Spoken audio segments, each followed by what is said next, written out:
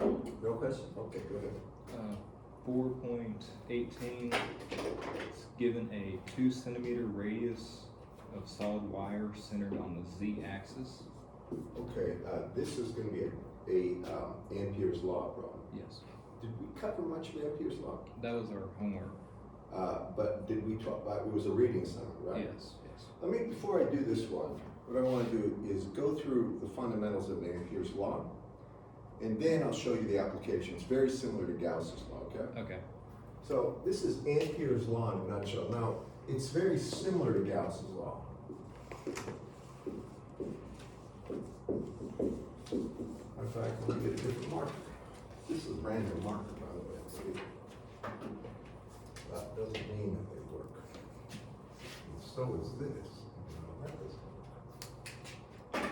Let's try that some marker. Is there a wastebasket around here? I don't think so. You guys find one, bring it on in, because that's one thing these rooms don't seem to have. All right, here's what Ampere's law stems from. And I'm going to do this first by drawing an analogy to Gauss's law. Do you remember the point form of Gauss's law was divergence of D is rho V? Don't remember that?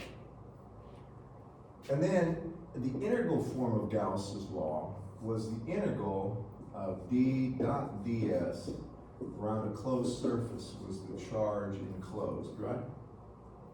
Y'all remember that? That's differential. That's with derivatives, and it's at a point. This is the integral form. And we always could exploit Gauss's law if there was a high degree of symmetry. We could get the D field, right? Now, with Ampere's law, this is for magnetics, the differential form of Ampere's law is curl of H is J. All right, J is the current density. The integral form of Gauss's law we get by doing this, and I'll put it over here so y'all can see it. We say, and you don't have to worry this much about the math, but I want to show it to you for your sake. When we take curl of H is equal to J, the next step is taking the integral of curl of H dotted over some surface, but this is going to be at a cross-sectional surface. So, well, it's really over any surface where curl of H penetrates.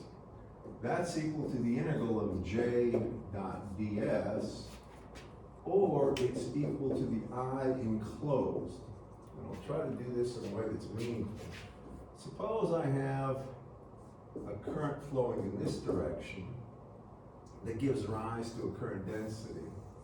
And I come out here and I show you a path like so that has H. And this would be the differential surface right here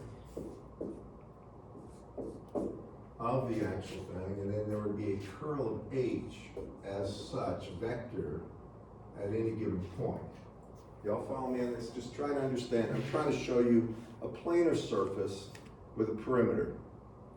Well, the integral of curl H dot ds is actually equal to the integral of H dot dl around a closed loop. Now, this is called Stokes' theorem. Did y'all have Stokes' theorem ever?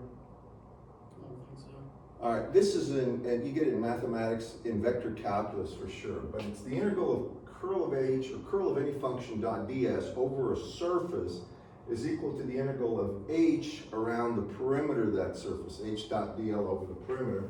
And that's really equal to the I enclosed by the surface. So a good question is, what does that actually mean? So I'm going to put that over here. This is equal to the integral of H dot dl over a closed surface is the I penetrating or I enclosed by the surface. So now I'm going to show you an application of what that actually means. All right. This is, remember, that's differential. This is the integral form. And you know, the thing about engineering is you have to be pretty good in mathematics to appreciate and use it. So most engineers are excellent mathematicians and vice versa. Is that one I enclosed up there? Yeah. Okay, I didn't know. It's just You the, want that? see, J is the current density. When you integrate it over a surface, you get a current. But this specific current is the I inside or enclosed by this loop, the perimeter of this loop. So now, some simple examples of this. The first is, and the most simple, is this. You need a high degree of symmetry if we're going to use Ampere's law. For this one, you gotta have symmetry, just like with Gauss's law. I'm gonna have an infinite current I. You can put it on the z-axis, okay? So I'm trying to make this as easy as possible to understand. If I come out a distance rho away from there, and I create a perimeter, here's where there has to be some understanding of basic symmetry. You all agree that the H field at any given point would only be a function of the radial distance from that wire. Now, we already proved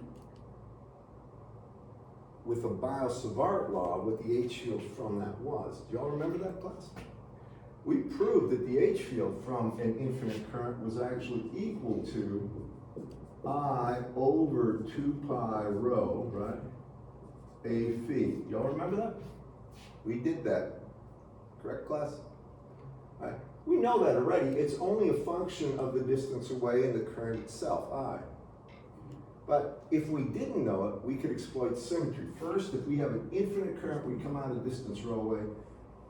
If you look at this wire, regardless of the angle you look at it, it looks the same, right?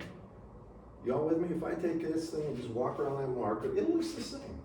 And that means it's symmetric about the actual the phi axis, or it's symmetric cylindrically, and therefore the H field will be the same in magnitude. So if this is the H field we're looking at, now I apply this law and I say the integral of H dot dl over that closed surface is the I enclosed by that surface. Well, this surface I'm talking about is right here. It's the surface contained inside that perimeter. Do y'all follow me? So, I we got, but H dot dl, technically the way you get H would be the integral of H phi, would be in the phi direction, A phi dot, and then the differential length on the perimeter here would actually be rho d phi A phi. You follow me? And the reason for that is because when we come out a distance rho away and we move a small angle, d phi, then this length is proportional to the distance away and d phi. You all remember this, class? It's rho d phi, it's the white rho. So this would be, technically, it would be rho d phi, right here, A phi, and that would be the I enclosed. And where do you integrate phi from? It goes from where to where? This is the angle in the xy plane. From where to where? 0 to 2 pi. Goes all the way around, right? So we go from 0 to 2 pi would be the closed integration. And now we have A phi dot A phi is 1. The rho comes out the front. And what's the integral of d phi is phi, correct? Evaluated from 0 to 2 pi is 2 pi. So then we have 2 pi rho, right? Times h phi is equal to I, and we can solve for h.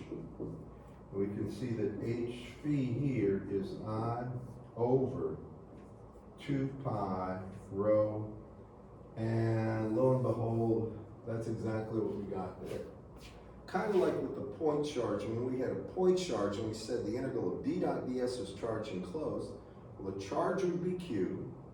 The integral of d dot ds is 4 pi r squared times d, or the d would be q over 4 pi r squared, if you remember that, right? That's for point charge. Here we're calculating the H field from a line charge. Now, suppose we don't have just a filament of wire. Suppose we have a current spread out over a fat wire, if you will. All right, a wire with some radius. How do we do that problem? And this is 418, isn't it? When you look at 418, right? 418 is. It says what? Go ahead. Given a 2 centimeter radius solid wire Okay. centered on the z-axis. So here we have a radius A equal 2 centimeters, go ahead. Current density J equal 3 feet, or All right, Right. then it says the current density J is equal to what? three row. 3 row AZ, Yes, AC. and that's amps per meter squared? Amps per centimeter squared. Centimeters. Yeah. All right, amps per, I don't like this units, we're gonna change this. Fine, and that's inside the wire, right? Yes. All right, so this is for row greater than 0, less than A, and then it's 0 outside that, right?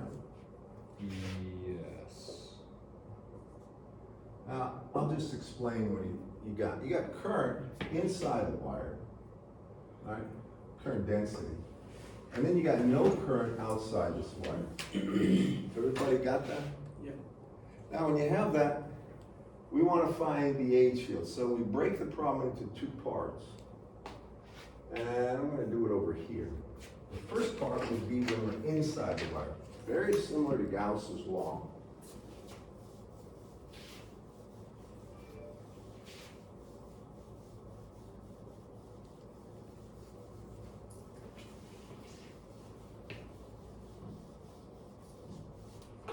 So part A for 418, we're going to be at row less than A. And what this will look like is now I'm in here. Let me get this way. And when I go ahead and I take my path integral around here,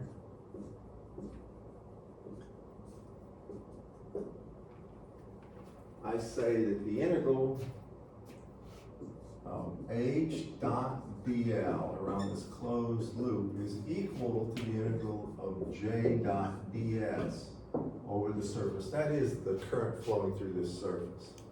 And the surface I'm talking about, remember, this will be a distance rho away, and this is the surface. Can you all see that, class? Willie, you can see it from where you're at? Okay? So, now I want you to catch me on this one.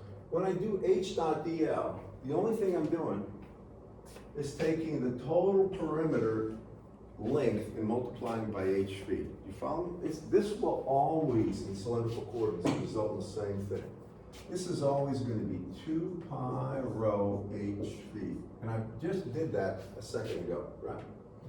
On the other side, now I need a double integral here, and I take j.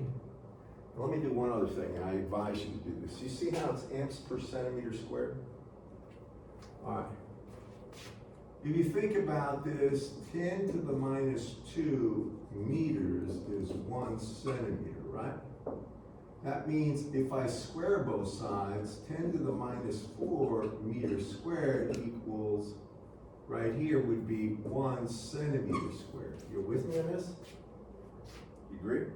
So, if I have amps J is equal to 3 rho AZ amps per Cn squared, right? Now I need to multiply that by what? Well, 1 centimeter squared is 10 to the minus 4th meters squared, or what I need to do is multiply it by 10 to the 4th, don't I? So that's really 3 times 10 to the 4th rho amps per meter squared. Do y'all follow me on how I'm doing this? This is just simple units like you did in chemistry. So that's 3 times 10 to the 4th rho is 3 times 10 to the 4th rho. It's in the AZ direction, and now we have to dot it with the differential unit of surface in this plane, right here. So what is ds going to be? This is in cylindrical coordinates, z is a constant, right?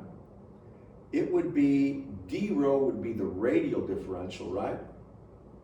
And then rho d phi would be the horizontal differential. Do y'all see that? So ds for this one, for that surface, would be equal to d rho, that's going out the radial distance, then it's times rho d phi, that would be the perimeter going this way, the Viper arm, and it would be in the AZ direction. Every surface has got a perpendicular to the actual planar surface. So this means this is gonna be equal to d rho times rho d phi, and it's AZ. Now, where does phi go from? 0 to 2 pi. Right, it's gonna go from 0 to 2 pi. And where does rho go from? Technically, this should be rho prime here. Rho, well, remember, we're inside the point where the current exists, so it goes from 0 to rho, doesn't it? Yes. Doesn't go from 0 to A, that's a common mistake. Goes from 0 to rho. Okay? I'm just completing this, I'm applying Gauss's law formally. After a while, you don't even need to do this, because you'll see, that's just 2 pi rho h phi. On this side, it's all the current penetrating that inner loop. Now, if you look at this, the AZs go, right? AZ dot AZ is 1, right? I have 3 times 10 to the 4th, that can come out in front. That's a constant. Now, my first integration is going to be d rho prime, right? And I have rho prime squared d rho prime. What's the integral of like rho squared d rho? Class? Rho cubed over 3. Rho cubed over 3. And it will be evaluated from 0 to rho, so it's really rho cubed over 3, right? Because the evaluations are from 0 to rho. And when I integrate d phi, I get phi, agreed? From 0 to 2 pi is just 2 pi. So we get this, and that's equal to 2 pi rho h phi. And some of you can see this by now. This is again for rho less than A. So when I solve this, you all see I can cancel the 2 pi, right? And I can cancel 1 rho, make that a square. So I find that h phi here is equal to n to 3's, is 10 to the 4th, right? And then it's going to be rho squared, right? And that's it, that's h phi. And it's good for rho greater than A, or greater than 0, less than or equal to A. Does everybody agree with that? All right, now the second part is when now we want the H field outside where the wire exists or where this current exists. A radial distance greater than that. Now I'm out here. I'm at rho, but now rho is going to be greater than A. And I'm going to go ahead and say around this thing, I know I'm going to get, I've got an H field, so I'll do it right here. Now part 2, this is part B, for rho greater than A. I recommend you always do this. First start by putting down Gauss's law, Ampere's law. It's the integral of H dot dl is equal, this is a closed integral, is equal to the integral of J dot ds. Over here, y'all realize H dot dl for this case is always going to be 2 pi rho, the perimeter times h phi, right? Really? All right, so this is going to be 2 pi rho h phi. Now over here, I got to go ahead and put this double integral again. And I have my j, which is 3 times 10 to the 4th.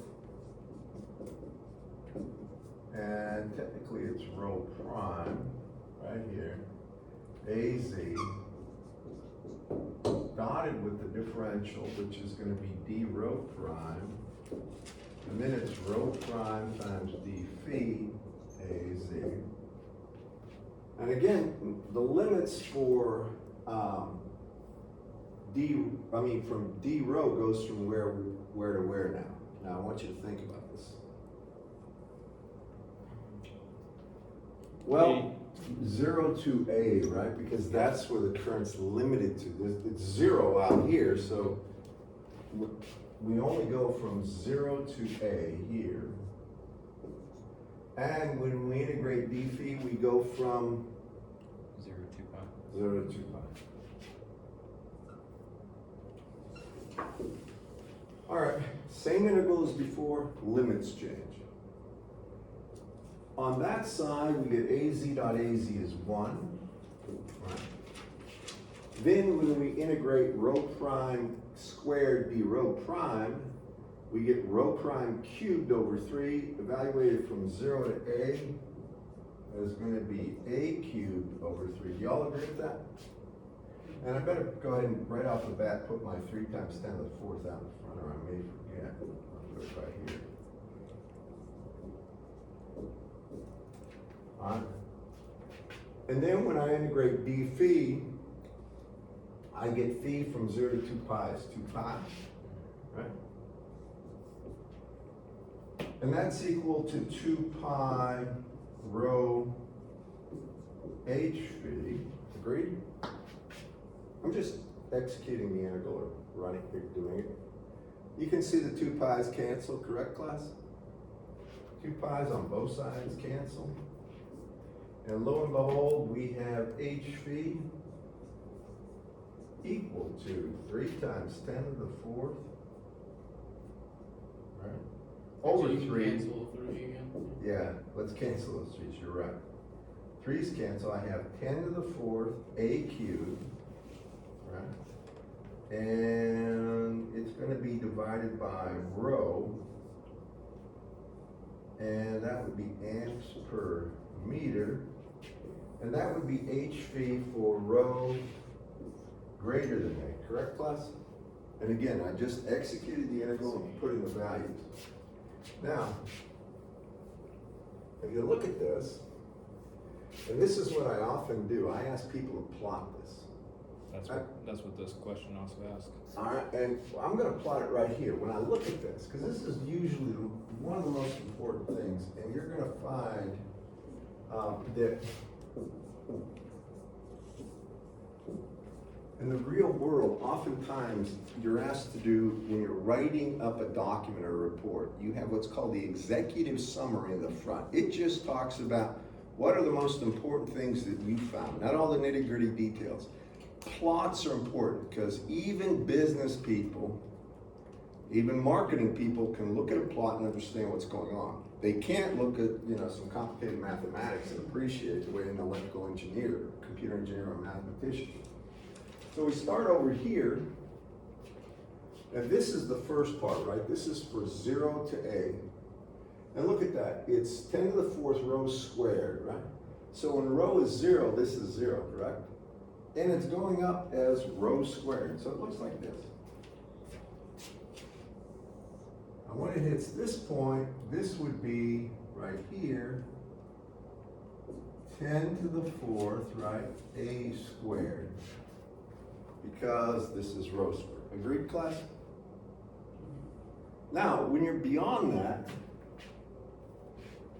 you go over here, and look what happens when rho is a. When rho equals a here, it's 10 to the 4th a squared. It's the same, isn't it? Take a good look. When rho is equal to a, remember this, I didn't put this down here, but this is rho, right? When rho is equal to a, this is 10 to the 4th a squared. Same exact point as we had on the other side. And this is an important part of understanding the H field. The H field will be continuous. You won't go from here up to here unless there's a surface current right at the edge there, right? Like at the radius A. And then it starts falling as 1 over rho squared. So this, they would put something like proportional to rho squared right here. And this will be proportional to 1 over rho. And that's what it looks like. And I assume that's what they have in the book. Does it give you a value for A? 2 centimeters, 2 right? centimeters, yes. So if you wanted to, for this value right here, you could put 2 times 10 to the minus 2 squared. That's 4 times 10 to the minus 4th. And so this would just be 4 amps per meter if he had it that way. Is that what he has in his drawing or not? Or you don't have your drawing? I don't know. Yeah. But that's what it'll be. Y'all with me? So that's an application of Ampere's law to a cylindrically symmetric situation. Now I'm gonna tell you this much. Most of the time when you're dealing with Ampere's law, it's cylinders. Right? Ampere's law doesn't do you any good if you have just a wire of arbitrary length and an arbitrary path. There you need the Biot-Savart law, where you get the H from each differential chunk and sum them. Another typical problem, do you have another one for me? That was the only one I needed. Quick question. I'm a little bit confused why you did 0 to A for your balance for the second part. Is that because if it's outside of the I'm at a distance cylinder- rho greater than A, right? Uh-huh. A is the limits, it's 2 centimeters. Now I'm at like 3, 4, 5 centimeters. Uh-huh. All the current is flowing inside the wire, and the wire only extends to A. So all the current, Oh, yeah. think of a fat wire, and all the current's limited there. Mm-hmm. And that's, you can literally think of it as just a filament of current where all the current flowing is just put on the z-axis. Yeah, okay. Yeah, that makes more sense. Did you have a question? No? Anything? Willie? All right. Now, sometimes, do you have another question for me? No. I appreciate the question. Anybody? Willie? I got a question about like it's one of the previous section. Yeah, go ahead. Could you do 4.5? Yeah, what does it ask? It's an infinite length line, two. Hold on for 1 second. I do provide the solutions if you look.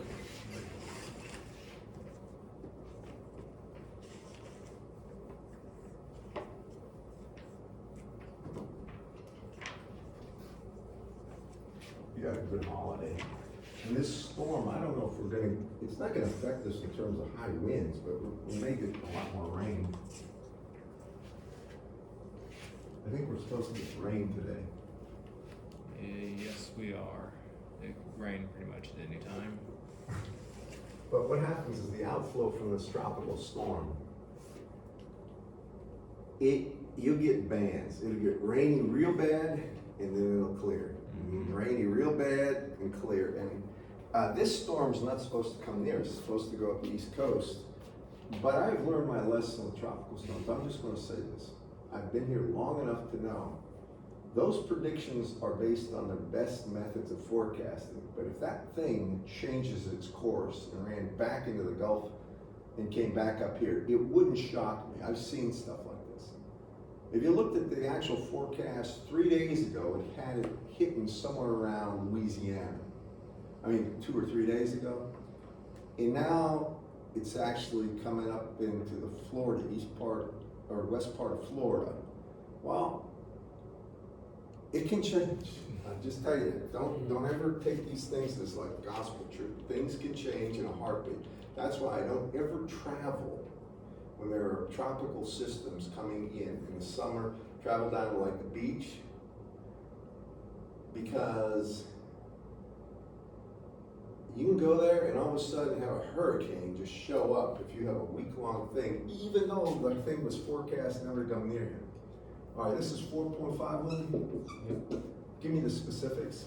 It's an infinite length line with current, 2 amps of current, and the AX direction. Plus Oh, and the X, sorry. So here's X, Y, and Z. So we got 2 amps on the X-axis. Yeah. All right, go ahead. And then you got, the direction exists at, Y equals, -3. What's that? Say that again. I said the direction, it's a direction exists at A negative. direction? Yeah. And Y equals -3 meters. I'm assuming that's the, What does it say? That doesn't make sense. I'm assuming that's the position from the y-axis. It's not sure. It says an infinite length I on the X-axis in the AX direction exists at -3. Oh, now we give them a coordinates. Y equals -3, Z equals 4. All right, so this isn't, it's a, let me just put it to you this way. This current isn't on the X-axis, it's in the X direction, Yeah. but it's at Y equals -3, is that right? Yeah, -3 and Z. All right, so if this is Y, -3 would be down here, right? And then Z equals what? Didn't we do this one? I seem to recall this one, didn't you do it? Am I wrong? So this is at z equals 4 here, y equals -3, and there's an infinite current parallel to the x-axis, I equals 2n's, right? We did this one Friday. Willie, did you look at the video or not? All right, we did this one, we can do it real quick. Where do they want the H field? At the origin? Yeah. At the origin? Yes. Okay, here's the deal. You got this infinite current in the x direction, but it's located at y equals -3, z equals 4, right? So that'd be -3 and 1. How do you get it? Well, remember I went over this on Friday that I talked about this as row vector, and I said the H field from an infinite current, we proved this, the H field was equal to I over 2 pi magnitude of rho, right? That magnitude of rho is going to be the row vector, and then here, you had to take A sub I, a unit vector in the direction of current, crossed into A sub rho, a unit vector in the direction of the radial axis. Do y'all remember that class? So the key to doing this is just understanding what I'm talking about. AI is a unit vector in the direction of the currents. This is only for infinite currents, right? So this is an infinite current. It's on the x-axis here. It's flowing in the direction AX. So that means A sub I is simply AX. Y'all follow me on that? Willie? All right, now, when we get rho, this is key. Rho is the vector pointing from the center of the wire here to the point of observation. All right, the way you always get this vector is take the coordinates of the point of observation and subtract the coordinates of the source point, or the center of the wire. When I look at this, well, what is the what is the x value? X doesn't matter here because it's infinitely long. Do you see that? We don't even worry about x. Next we go to y. What's the y coordinate of the origin? Y equals 0, right? What's the y coordinate here? -3, right? So we have 0 minus -3 ay. Remember, this is going to be a vector. Then we take the z coordinate of the point of observation, which is 0, minus the z coordinate of here, which is 4. So then we take 0 minus 4 az, and we get 3ay, right? Minus 4az. Now that's important, correct, class? Willie, you with me on that? And you can always just look and eyeball it.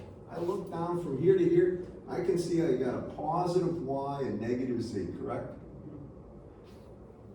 All right, that's rho. What is a rho? That's a unit vector. It's always the vector over the magnitude of the vector is how you get a unit vector. All right, well, if this is the vector, then the magnitude of rho prime is just square root of 3 squared plus 4 squared, right? You square the actual coefficients of the unit vectors ax, ay, and az, and sum them, and then take the square root, or it's really 5, isn't it, class? That means my h here is equal to I, and I was 2, over 2 pi. Then it's over the magnitude of rho, which is 5, right? Then it's times AI, right? Crossed a rho. Well, AI is AX, right? Crossed into a rho, and a rho is equal to this. Well, a rho is going to be this divided by 5. So it's going to be 3 AY minus 4AZ divided by 5, or make this 5 squared. Y'all follow me what I'm doing? And there should be a curl here. Close bracket. All right, now just complete this. I'm going to just simplify if you don't mind. Y'all see how the 2's on top and bottom cancel? So I'm going to cancel. Then I have h equal to Now 5 squared is 25, so I have 1 over 25 pi downstairs. Now I do this. What is AX crossed AY, class? AZ. AZ, so it's 3AZ, right? And then what is AX crossed AZ? Minus AY. AX crossed AZ is minus AY with a minus sign is plus, so it's plus, or plus, plus, sorry.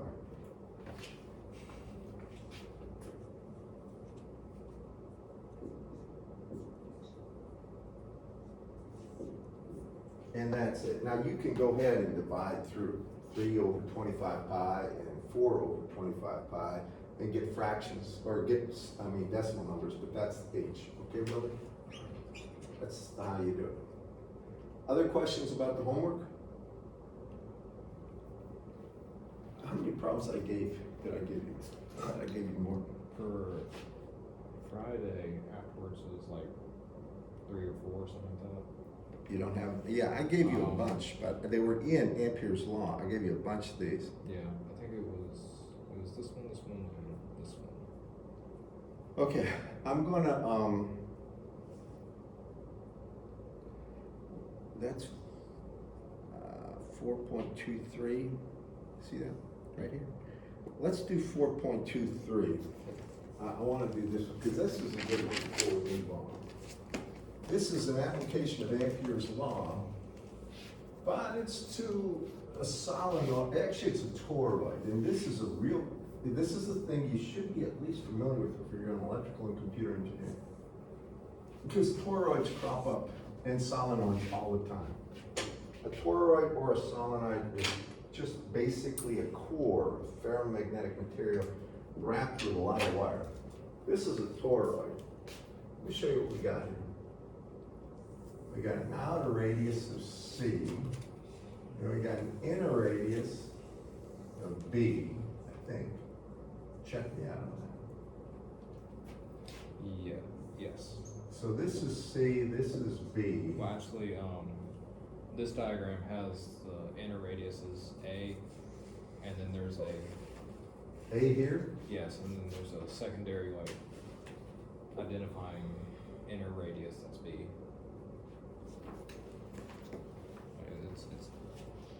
It's not. Oh, B is inside, yeah. All right, we'll do it this way. That's A, and then they say, I'm gonna call it rho. And then an outer radius of B here. Now, what you have to understand, and trying to show you is, this is not just a square, it's not infinite this way. This is gonna be a round toroid. So what actually happens is, for this, we're gonna have loops of wire, if you look in there. He's gonna have wire like this wrapped around. Can y'all see that in the book? Basically, he's gonna have a whole lot of turns. Oops.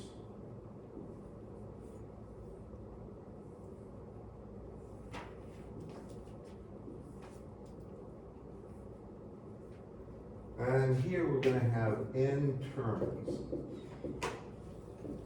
And this thing is actually, if we looked at a cross section of it, it's a circle. So that's how that looks like.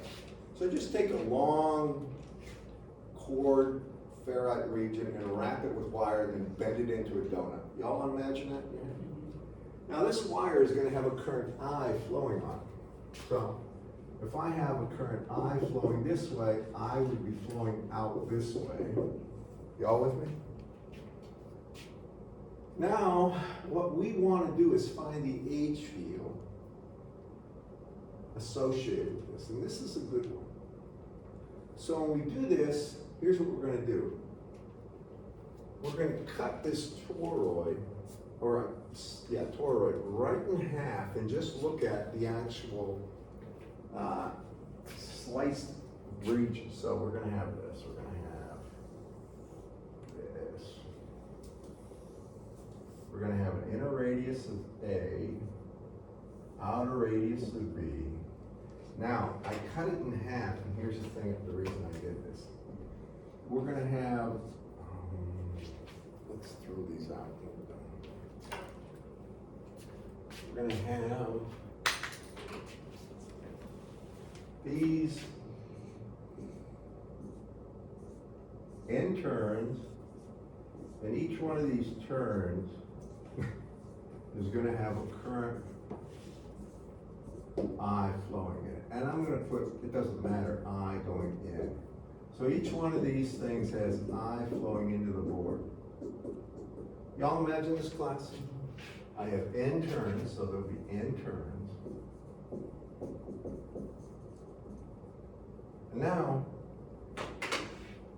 when I look at this, first, y'all agree it's a very symmetric problem. It's cylindrically symmetric about the axis right here coming out of the board, right? Doesn't matter what axis it is, but that's the center point. This thing's centered on there. Yeah. Now, when we look at this, if I take the integral right here, of rho here, of H dot dl around this region, there's no current flowing in that region. Y'all see that? If I make this my perimeter and I say, well, how much current is flowing in there? It's zero. Nothing's flowing through this closed surface. Y'all see that? Right? Now each one of these, remember, each one of these turns right here has a current I flowing in it. So these have I flowing in it. But now, if I go beyond that, I'm trying to show you this without making it too messy.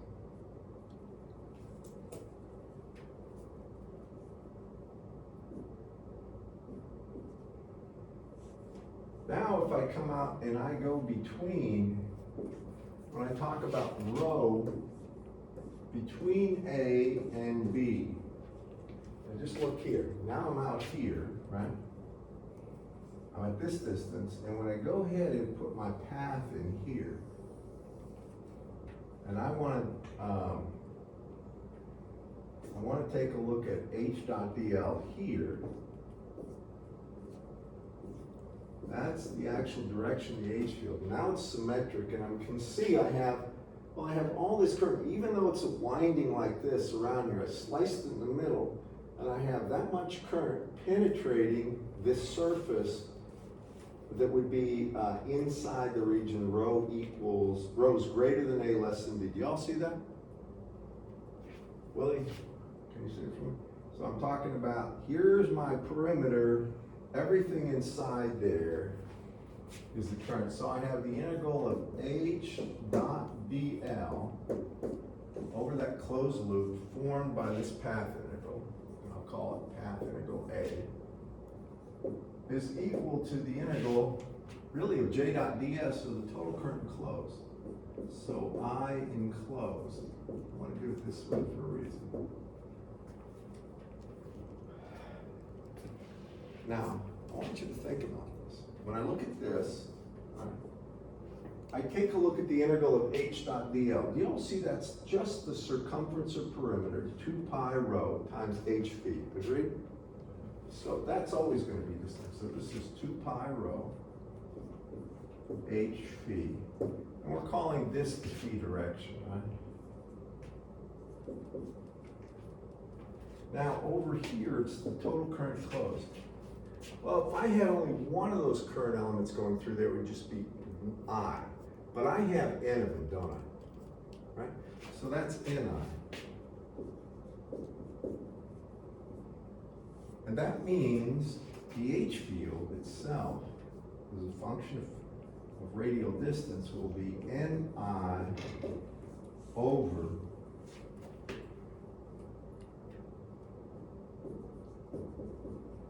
over 2 pi rho. And that will be the H field for rho greater than A, less than B, and it's got to be in the plane of the board. All right, so it's between here and here. You with me on that? Now, as soon as I get outside, when rho gets greater than B, you realize all the current that's penetrating the board is also coming back on the outer loop, right? I'm trying to draw them up. Y'all see that? So when I have a loop where now my radial distance is outside that and I put it around there. Now the total current penetrating that is zero, because whatever's flowing in here is coming in the opposite direction there, so the net amount of current is zero. And therefore, HV will only have a value between A, rho equals A and B in the plane of the board, and HV will be equal to zero for rho less than A, comma, for rho greater than B. Agreed? And that's that one in a nutshell. Okay? That's a good problem, by the way, because it uses a form of Gauss's law that doesn't have just current in one direction, it's got swirling. Now, hold on. The next, I will do So this. would your HV also equal zero when you're exactly halfway between A and B? No, because remember, if you're between A and B here, it's all the current that's flowing inside that circle. This is out. Oh, okay, yeah. Alright, Gauss's law says the integral of H dot dl. So if I put any loop here, all the current penetrating a perpendicular surface inside that loop is what I worry about. I don't worry about anything outside that loop. That's it. Mm-hmm. And Gauss's law is really, Ampere's law.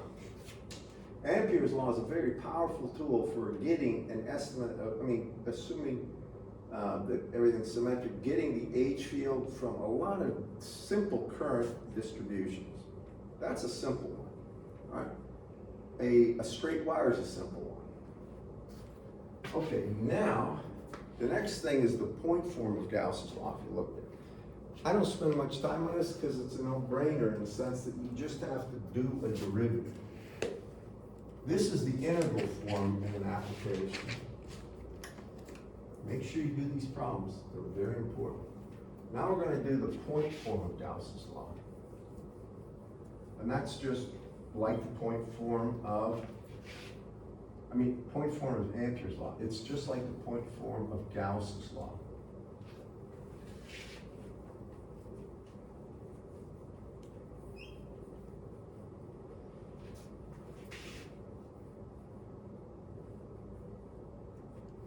So, this is the next section. Remember I said that curl of H is equal to J, right? That curl of H is J. This is true, and you might want to put this down. This is true for DC currents. It's not true for AC. In general, this has to be augmented by a thing called the displacement current density. So, now, the next thing. If you look in your book, in that section, it's the next section, he has a variety of values for J. And I'm going to use your book. Yeah. If you look at the back of your book here, you're going to see for the vector operations, you've got divergence, gradient, and then curl. Now I showed you how to do a curl using a determinant. Remember that? All right, for Cartesian coordinates, you can do it for the other coordinate systems too. I don't remember right off the top of my head the determinants, but for this one, can you read me the first problem in the next section? For the curl, Differential, yeah, go ahead. A is equal to What's the number on this one? 4.24 4.24, A, is equal to 3x y squared. A? Yes. I don't want You talking about this? Oh, they want the curl of these? All right, we'll just do it. 3xy squared, capital A. I wish they'd give me an I. Here. They just want you to do a curl of something. They say A is equal to, what is it, 3x? Y squared. Z? It was like divided by z. Divided by Z? Yeah. Okay. AX. AX, anything else? That's it for part A. All right, and they want the curl of A. They're just getting you familiar with the curl operator.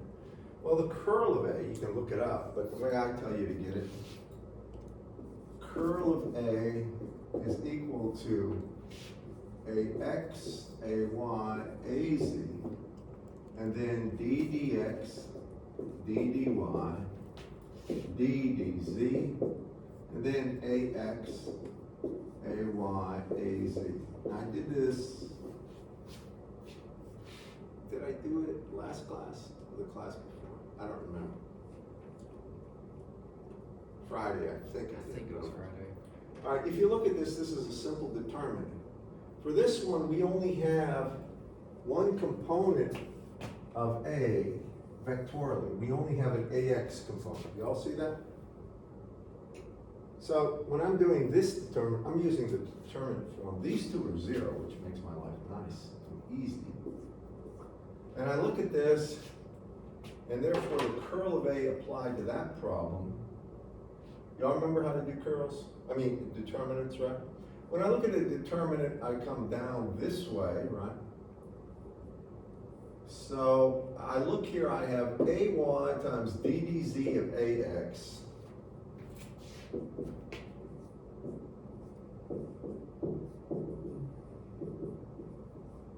And it's minus DAZ dx, right?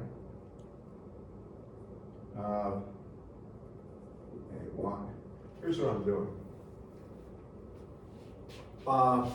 When I come here, I have AY times DDZ of AX, then it's minus DDY of AXAZ. Right? This is AZ part. Now, if you look at this, take a look. I only have an AX component, correct? Wait a second.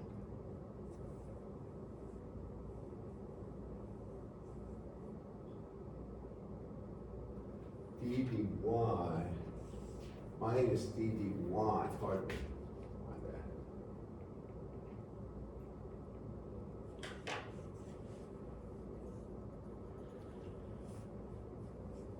That's right, minus DDY of AX.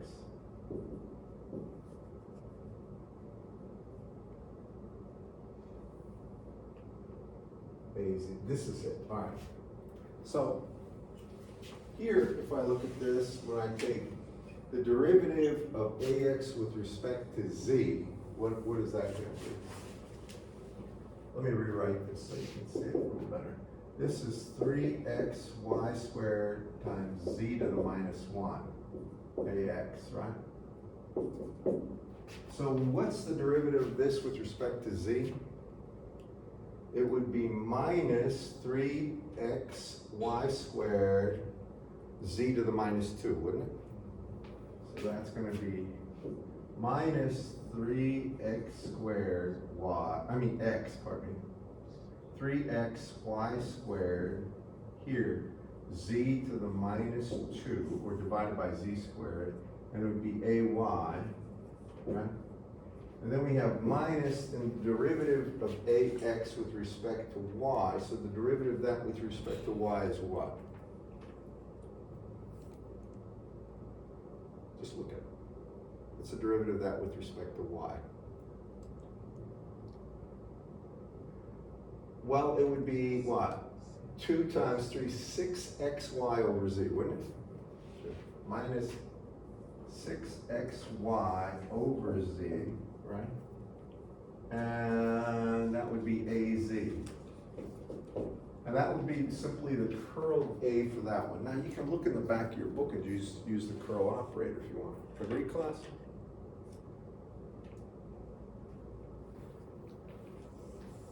Let me just take one peek at one more thing.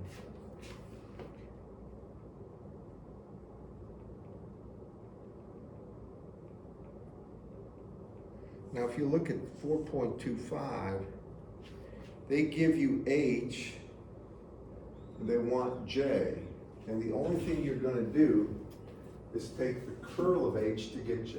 But that is in cylindrical coordinates, isn't it? The next one. Yes. All right, I'm going to give you some homework on that. So now we're going to get a quiz as announced.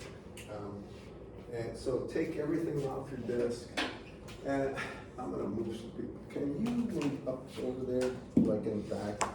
Willie, you can stay there. And I don't know where the other people are. We're missing at least 2 that were regular shows. And our test is when? Next Monday? Monday. The following Monday.